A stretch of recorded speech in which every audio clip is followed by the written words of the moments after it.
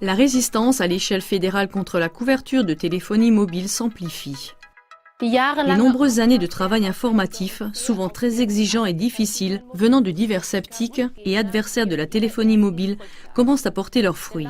En effet, selon le magazine spécialisé en informatique golem.de, de nombreux citoyens se défendent contre les antennes de téléphonie mobile dans leur proximité. Les citoyens éclairés s'opposent en bien plus grand nombre aux projets publics, explique Stefan Jäger de l'Union des communes du Bade-Württemberg au journal du dimanche de Frankfurter Allgemeine.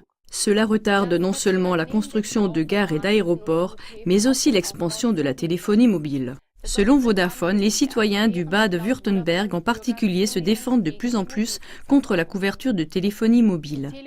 Télécom se plaint même d'une résistance au niveau national.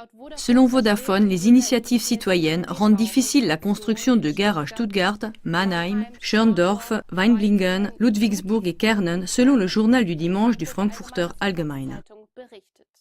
Télécom mentionne comme obstacle les procédures légales de construction, les réglementations en matière de protection de la nature, les droits de passage manquants et l'indisponibilité des bâtiments publics. Cela s'applique à l'échelle fédérale.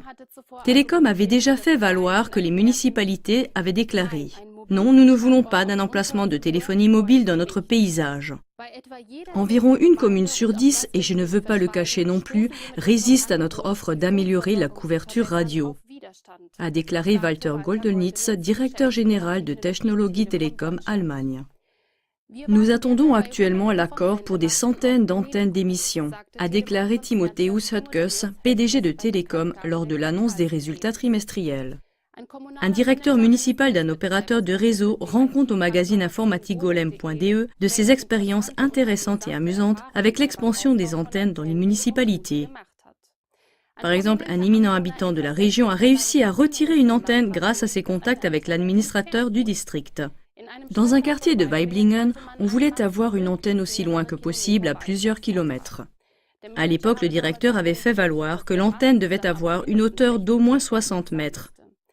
Ensuite, un membre du conseil municipal qui n'était pas familier avec la technologie radio a suggéré qu'elle soit au moins placée dans l'ancienne carrière en raison de ses dimensions, de sorte qu'elle ne soit pas trop visible depuis la localité. Voilà les anecdotes de première main sur la téléphonie mobile. Mais la résistance semble plus que justifiée. En novembre 2018, par exemple, l'Assemblée fédérale des délégués de la Fédération pour l'environnement et la protection de la nature, Bund, a adopté une liste de revendications dans laquelle le gouvernement fédéral demande une politique de précaution et de protection contre les champs électromagnétiques.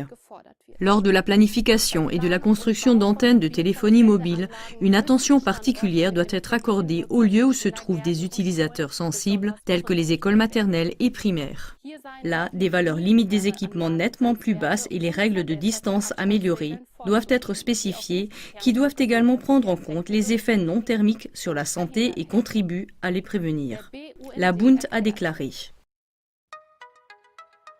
On sait depuis longtemps que, outre le réchauffement des tissus corporels par les rayonnements à haute fréquence, il existe d'autres observations d'effets biologiques dont la nocivité a été démontrée avec plus ou moins de certitude scientifique.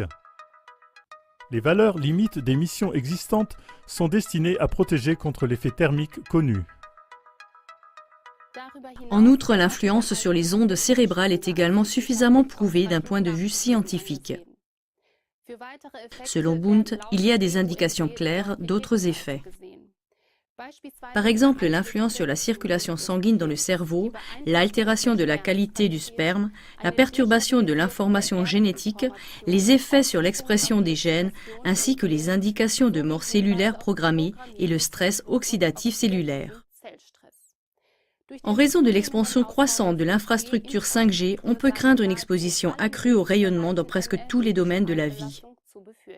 C'est précisément pour cette raison qu'il est important d'utiliser d'autant plus intensément cet éveil actuel vital du sommeil de marchand de sable, ce sommeil de mort que le réseau de l'industrie de la téléphonie mobile, de la politique et des médias a apporté aux gens par sa téléphonie mobile et sa propagande qui qualifie la 5G de progrès. Car la vie est au-dessus du profit et du prétendu progrès.